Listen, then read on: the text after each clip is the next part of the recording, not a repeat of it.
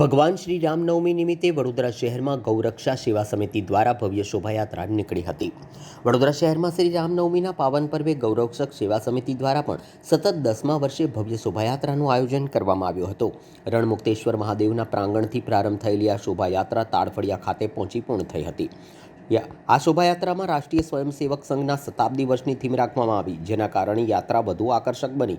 યાત્રામાં ભગવાન શ્રી રામ અને લક્ષ્મણના વેશમાં સજ્જ બાળકો, હનુમાનજી તથા વાનર સેનાની ઝાંખીઓએ સૌનું મન મોહી લીધું હતું। લહેરીપુરા વિસ્તારમાં ભવ્ય સાંસ્કૃતિક કાર્યક્રમ તેમજ આતશબાજીનું આયોજન કરવામાં આવ્યું। મોટી સંખ્યામાં લોકો ઉપસ્થિત રહ્યા હતા।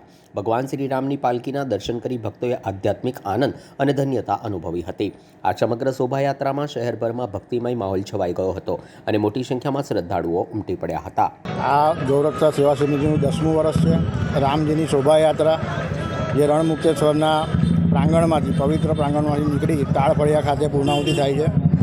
આ યાત્રામાં નાના બાળકોની વેશભૂષા, રમતા હનુમાન દાદા, જોડે જોડે વાનર સેના પણ હોય છે, જે પણ રમતી હોય છે।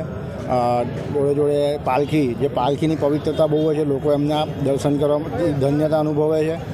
અને રામ ભગવાનની સુંદર પ્રતિમા, જે રાષ્ટ્રીય સ્વયંસેવક સંઘને આજે આ 100 વર્ષનું જે શતાબ્દી ચાલી રહી છે, શતાબ્દી મહોત્સવ આખા ભારતમાં, એની થીમ લઈને આ વર્ષે રામનવમીની યાત્રાનું આયોજન કર્યું છે। લહેરીપુરા ખાતે ભવ્ય સુંદર સાંસ્કૃતિક પ્રોગ્રામ રાખેલો છે અને આતશબાજીનું આયોજન રાખેલું છે।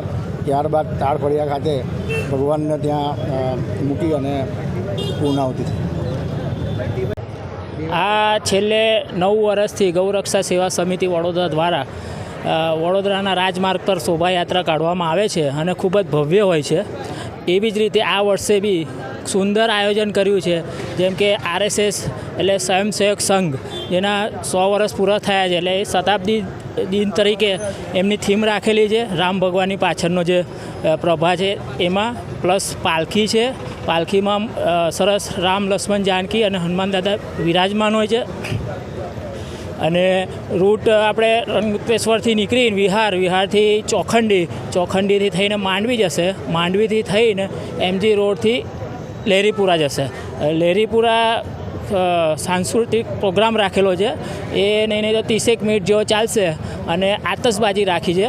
ત્યાં બી આતશબાજીનો આનંદ લોકો ઉઠાવે એ રીતની અમે વ્યવસ્થા કરેલી છે ત્યાં। અને